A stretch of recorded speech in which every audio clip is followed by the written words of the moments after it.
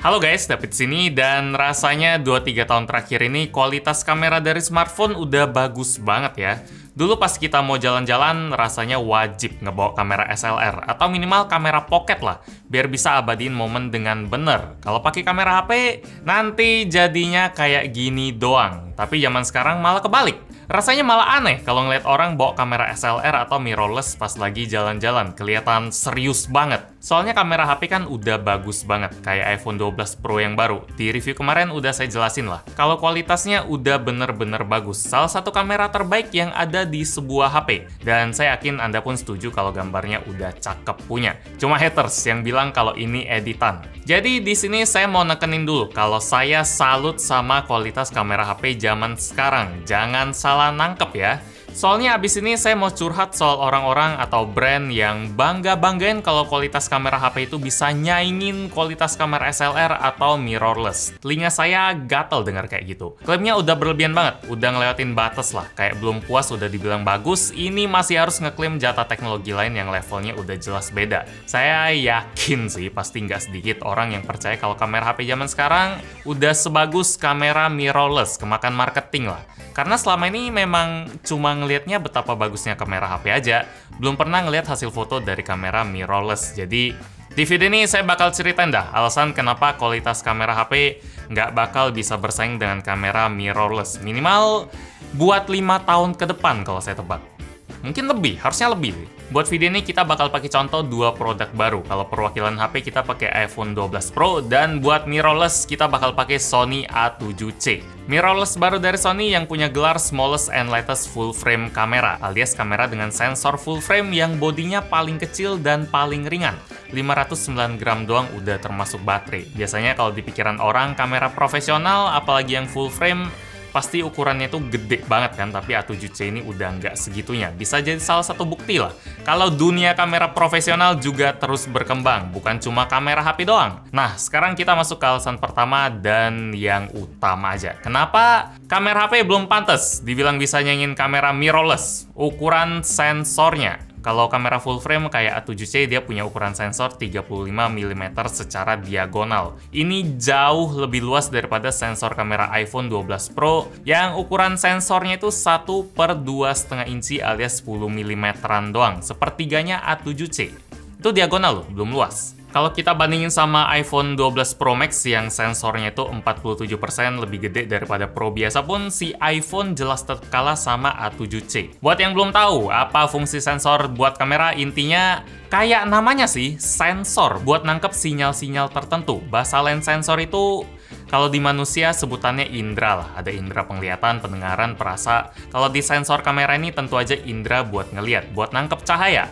Dan semakin gede sensor di sebuah kamera, makin banyak juga informasi yang bisa ditangkap dengan sekali jepret. Kualitas pas foto low light jelas lebih bagus karena sekali jepret, cahaya yang masuk bisa lebih banyak, dynamic range yang bikin bagian terang gelap itu bisa jadi lebih luas karena informasi yang ditangkap jadi lebih kaya, toleransi noise jadi lebih tinggi, detail gambar sampai kualitas blur pun semuanya bakal lebih bagus berkat sensor yang lebih gede. Ada juga soal crop factor yang jelasinnya itu butuh satu video sendiri lah. Intinya, semakin gede sensor sebuah kamera, fix potensi kamera itu juga bakal lebih gede. Tapi memang lah, harus diakuin kalau sensor kamera di HP tetap dijaga secuil gitu doang. Karena ya mau nggak mau ngikutin ukuran HP yang compact. Kalau sensor full frame yang gede banget, rumahnya juga tentu harus dibikin gede juga. Makanya pas Sony ngeluarin A7C, kamera full frame dengan ukuran paling kecil dan paling enteng dibanding kamera full frame lain, ya langsung jadi berita. Soalnya kan itu selalu jadi tantangan yang dari dulu selalu dipikirin brand. Gimana caranya ngebikin full frame jadi lebih compact lagi, tapi teknologinya tetap dijaga. Lanjut, alasan kedua yang juga penting banget, ada di bagian lensanya. Kalau kita mau trade pakai iPhone 12 Pro, lensa yang bisa kita pilih cuma 3 aja. Itu pun udah dibilang banyak loh. Ada yang utama, ultrawide, atau yang zoom, atau itu sebutan lainnya telephoto. Terus yang bikin dia lebih terbatas lagi, sensor dari lensa ultrawide sama zoom di iPhone 12 Pro, ukurannya itu lebih kecil lagi, nggak sama kayak yang tadi. Ini sekitar 7 mm doang. Ini bikin kualitas jepretan lensa ultrawide sama tele jadi lebih jelek dibanding lensa utama. Cuma cocok dipakai di situasi tertentu doang. Kalau kamera mirrorless kayak Sony A7C, ya mau pakai jenis lensa apapun, sensor yang dipakai tetap 35 mm punya, satu sensor buat semua lensa. Mau lensa kit lah, mau lensa wide 24 mm lah, mau yang tele 2470 lah, mau lensa fix 50, semuanya kehubung ke sensor yang sama, yang gede. Nggak ada kompromi. Dan lensa-lensa yang saya sebutin tadi itu baru sebagian kecil aja dari jenis lensa yang bisa kita pilih di ekosistem Sony Alpha. Kalau saya mampir ke websitenya, ya, pasti bikin ngiler sih, soalnya di sana ada semua jenis lensa buat berbagai jenis kebutuhan. Ekosistem ini juga didukung banyak aksesoris tambahan.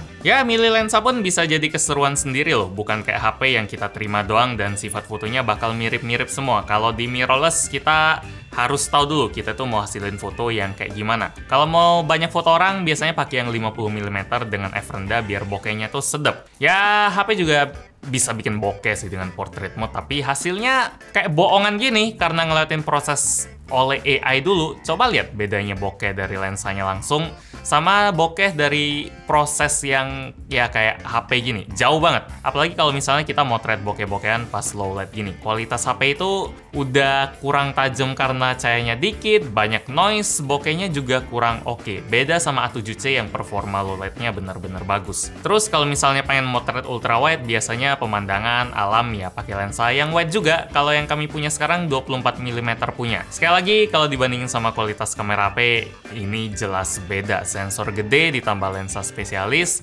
ya lawannya sensor kecil plus lensa bawaan yang kecil banget.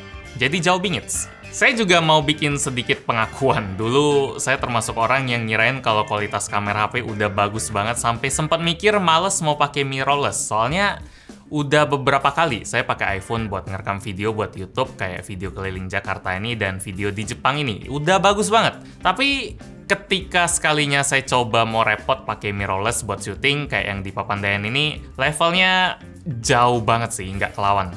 Video yang di Papandayan itu saya rekamnya pakai A7 Mark III ya, kalau buat A7C sendiri kalau dilihat dari spesifikasi sama fiturnya. Dan setelah kami coba-cobain buat ngerekam, kualitasnya kerasa mirip-mirip aja sama A7 III. Fungsi yang selalu kami pakai pas ngerekam video kayak resolusi 4K, HLG, sama S-Log, terus sistem stabilisasi 5-axis in-body optical image stabilization-nya juga tetap bisa ditemuin di A7C. Malahan A7C lebih asik lagi kalau ngomongin soal durasi ngerekam. Kalau A7 III, dia tiap 30 menit bakal stop sendiri. Kalau A7C nggak ada batasan, jadi cocok banget buat ngerekam video yang formatnya panjang. Kayak misalnya kalau channel ini video barang aneh gitu.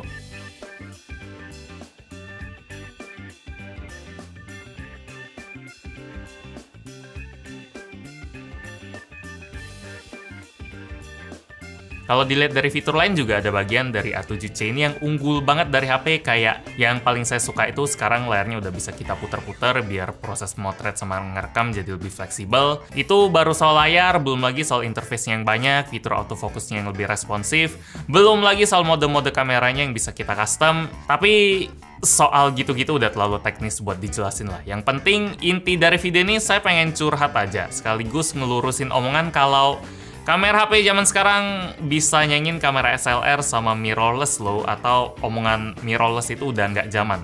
Itu harus dilurusin banget.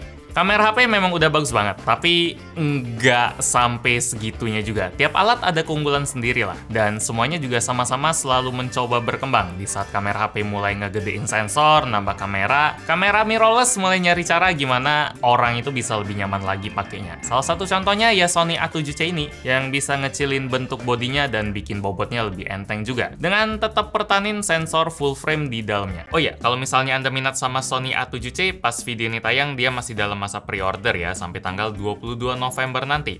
Promonya menarik, ada dapat Sony memory card 64GB, eksklusif strap, dan eksklusif wrapper cloth. Buat info lengkapnya bisa cek akun IG @sonyalpha_id. Demikian sedikit cerita saya soal kamera HP versus kamera profesional. Ya, semoga Anda jadi lebih ngerti lah. Like kalau Anda suka dengan video ini, dislike kalau nggak suka, dan kita ketemu lagi di video selanjutnya. Yo. Bayangin, kamera kotak gini lawan segede gini.